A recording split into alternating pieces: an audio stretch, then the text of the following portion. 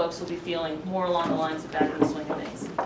But anyway, I just wanted to preface this whole presentation this morning by saying that I apologize if I'm not 100% myself. I have to have a root canal this afternoon at noon. I found out on the 30th of December that I needed a root canal, and I'm down there on the forgotten coast of Florida, where there is no dentist except for one coastal dentist about 30 minutes away, and I didn't want to go see him. No. And then there was one pharmacy within a 45-minute drive range, and it's right there in the town of Carabel where we're staying, and they were about to close in 5 minutes, and the woman said, well, I'm going on a date with my husband. So she didn't want to wait around for me, so we were speeding off in the minivan that we rented from Hertz to go get the stuff and get all doped up so that I could be here for you today. And unfortunately, they don't do root canals on the first of the year, so I had to wait over the weekend. So several times I've had to talk myself down off the ledge of, oh, I'm going to die. No, I'm fine. Oh, I'm going to die. I'm fine. Okay, so sorry if I'm not exactly myself. I don't like going to the dentist and don't enjoy tooth pain. But whatever. We still have good stuff. Fortunately, I planned this before any of that happened. We could delay it.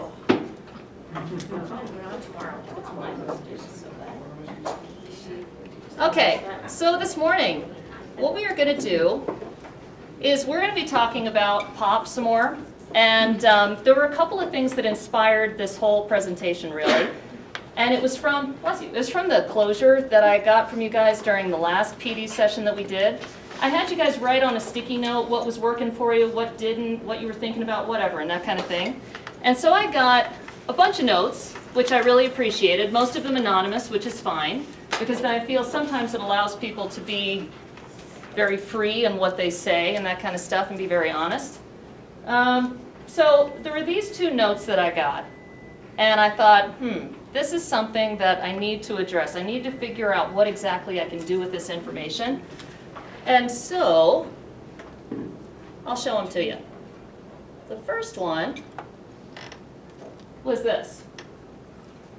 And it said, why do we do this if we don't have time to finish? Are we going to come back to it? And if you remember, the PD session that we did last time was differentiation. And I gave you guys a choice between two articles. There was the one that was on POP and observation and all that kind of stuff and the reasons why we do it. And then there was another one on writing prompts and the writing process, writing across the curriculum. And you guys got to choose which article you did.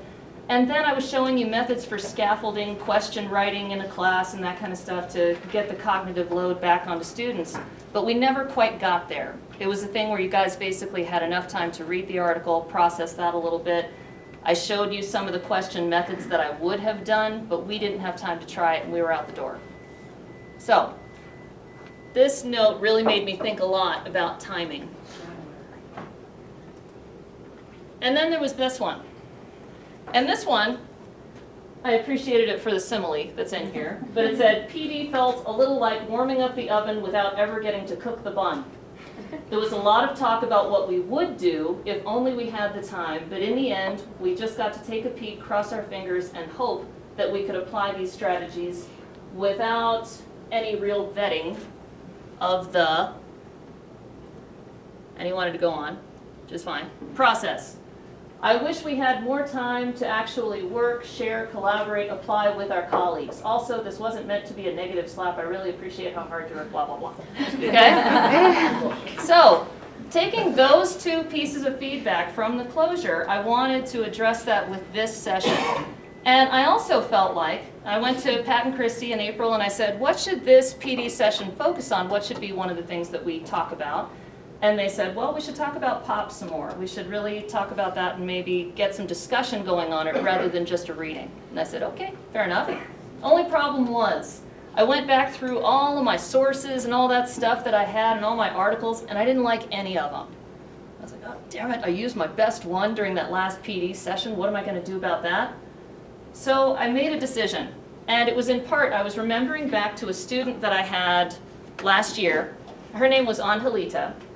Angelita, when we were reading All Quiet on the Western Front, she wasn't alone, but she was in a class where I would say probably 60% of the kids didn't read the book.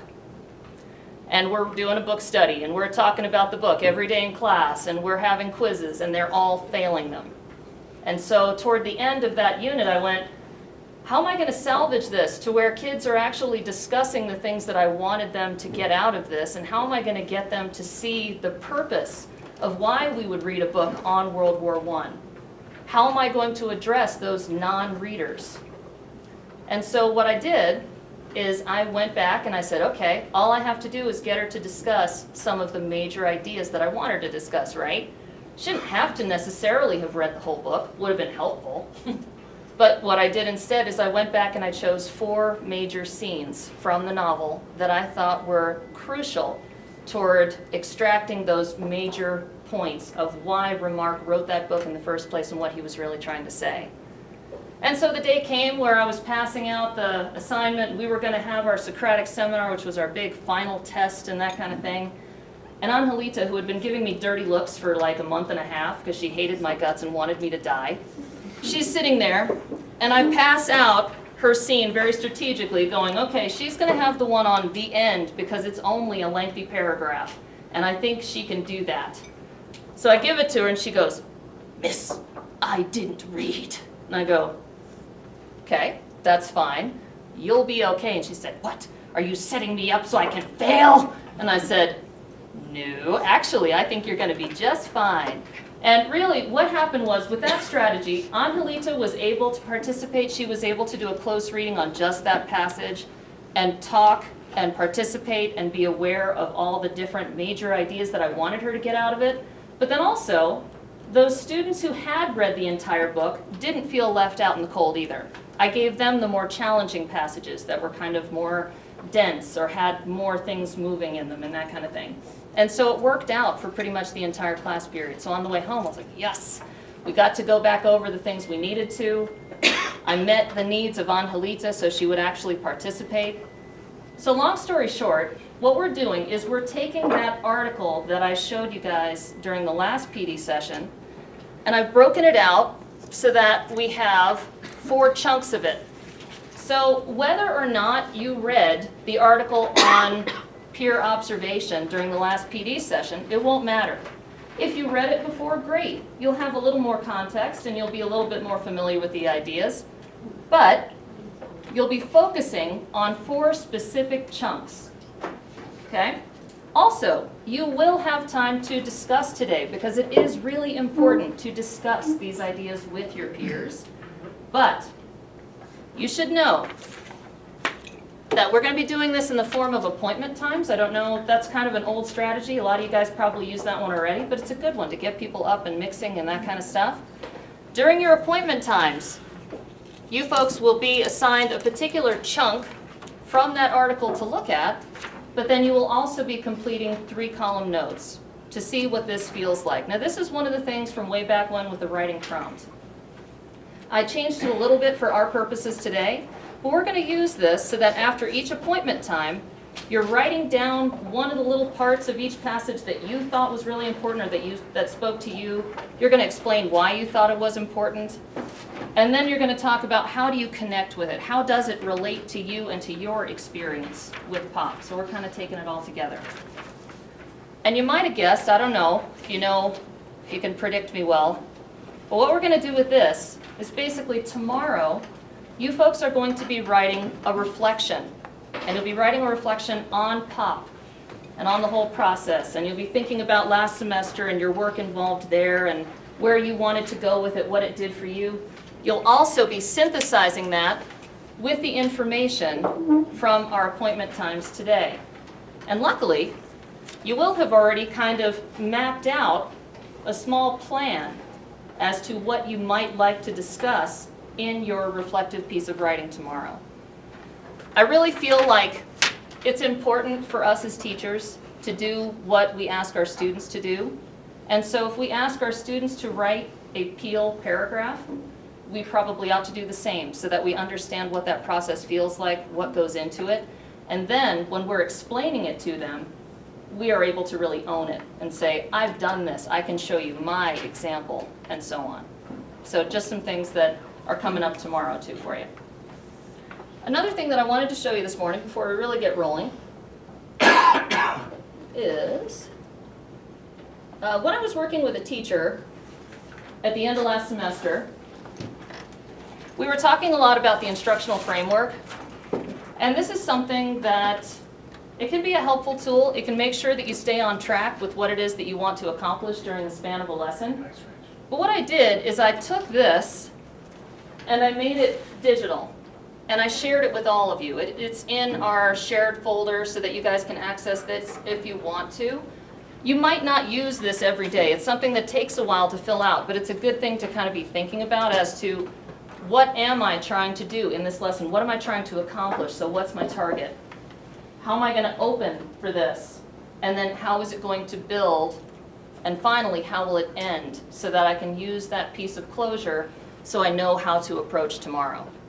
Okay? So anyway, this is what I did. The link to the instructional framework, the blank, is up here. If you choose to use it, you certainly may. You're welcome to.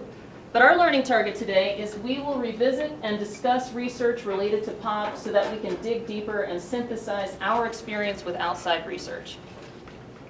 So that's kind of what we're doing over today and then also tomorrow. And okay, as you can see here, we've got an opening going on. Our opening probably is going to be a little bit longer than 5 minutes, but not too much longer. What I'd like you to do is if you guys could go into your buckets and just grab those lined sheets of paper, just make sure you each have one of those and then take a pen.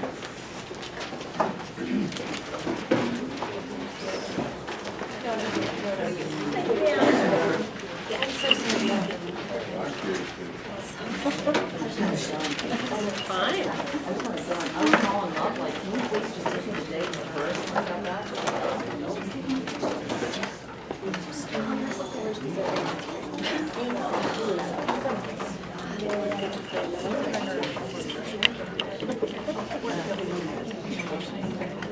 Okay, so for our opening here, one of the things that we're going to do, and you might go, oh man, I hate this, I hate writing, I hate New Year's resolutions, and now I hate you. Which is all fine, okay? But we are going to do some New Year's resolutions. But we're not necessarily going to do them just as personal resolutions like, I want to take better care of my puppy. Instead, we're going to be thinking more along the teaching frame of mind and our work-life balance and that kind of thing. So, I did this on the plane, and I apologize because I haven't looked back at this since I wrote it, and it might be really dark considering that I was nursing a lot of pain. I even wrote this little note as I was sitting there reading my book. I wrote this little note because my daughter's sitting next to me and my husband's on another plane because we went in different directions, whatever. So I'm sitting there and I said, my name is Cindy Shapiro. My husband's phone number is blah, blah, blah. If I happen to pass out, please contact him as soon as the plane lands. And I just left it out, and the guy sitting next to me is like, oh my God. So anyway, I cannot vouch for these being happy or cheery or whatever.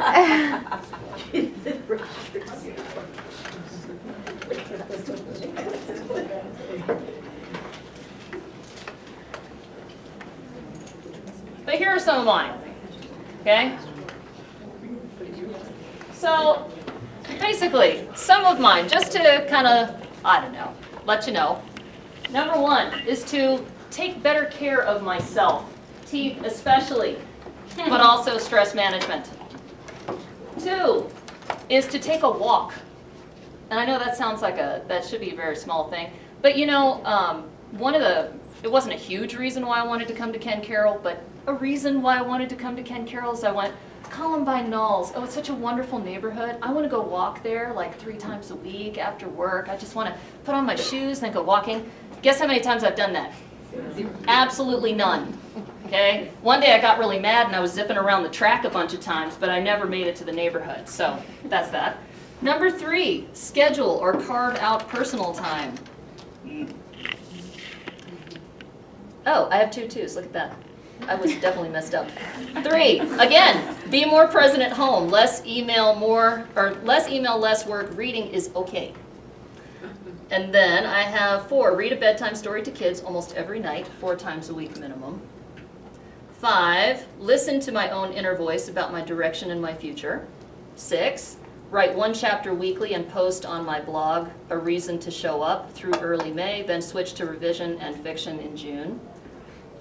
7, keep it simple, and when it gets complicated, step back and wait for the full image to appear.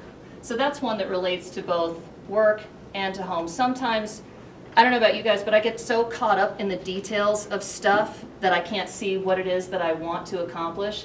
Just have to put it down and just walk away, and then it will come once I finally calm down and give it some space. And then I have 7, 8, visit dad. 9, read more, watch less. 10, keep a positive presupposition in every conversation. So even when people are coming at you and they look kind of angry and they don't look very friendly, and you go, ooh, this is making me feel stressed out, just kind of go into it with, it's not me. It's not exactly them either, but it's something, but it's not me. Let's have this conversation, let's keep it positive. And then I've got organize my office space for more logical flow. Worry less about letting other people down and recognize I'm doing what I can. 13, try something new, maybe camping. 14, revisit my 10-10-10 plan. Where do I want to be? 15, aim to have 1 meaningful interaction with someone per day. And that might seem really small, but I just think that wouldn't it be nice to reach out and have a conversation with one person where I'm really finding out, well, how are they doing? Is there any way that I can actually help? Something like that. And then I'm going to go see Steve. I'm going to talk to a group of kids at recess every day and get to know them better, because I think it's important to connect with kids and make sure that I'm aware of what they're doing in their classes and how they're feeling about how things are going at school, so I can try to help them. And then, streamline, you guys will like this one. 18, streamline the writing prompt process. And then 19, be better about data collection and organization. That is probably my greatest weakness. Data and me, we don't at all. And then 20, plan my units more time effectively, know the end goals, and create milestones to reach along the way to avoid crunch times. And then 21, I want to revise an old book. So anyway, these are my resolutions for the new year, some of them. But you should know that as I was writing them, mainly, I was just jotting stuff down. I wasn't thinking like, oh, well, this one is very thoughtful and wonderful. Let me wait for 10 minutes and see what other brilliance comes up. I was just getting them all down, just kind of letting it fly and letting it go. And then I would be able to go back in here and say, what are 1 or 2 that I might actually try to work on this year? What's something that I might like to try to aim for? Because obviously, a list of 21 is not going to happen. So what's really important to me? And I would figure that out afterwards, right? Stepping back, looking at the details, trying to get big picture. So what we're going to do right now is I'd like you folks on the top of your piece of paper, go ahead and write New Year's resolutions. New Year's resolutions, professional and personal.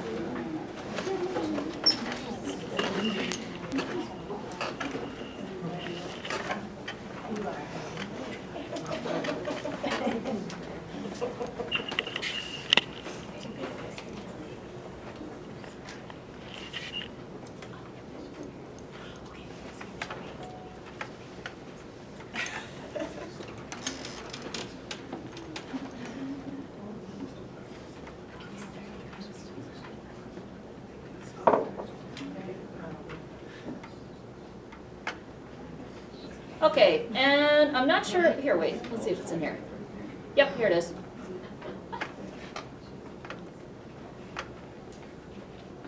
At the beginning of the year, back in the fall, I talked to you guys about the 6 rules of writing, and I just wanted to reiterate those now, just so that you're aware of kind of expectations for writing time and that kind of thing. First off, we're going to write for about 5 minutes solid, okay? So please silence so that folks can concentrate and that kind of stuff. I might play some weird little music in the background if it bothers you, so sorry. But hopefully it'll just kind of get you thinking a little bit and help you to focus and drown out any background noise.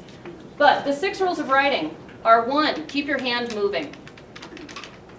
2, don't cross out.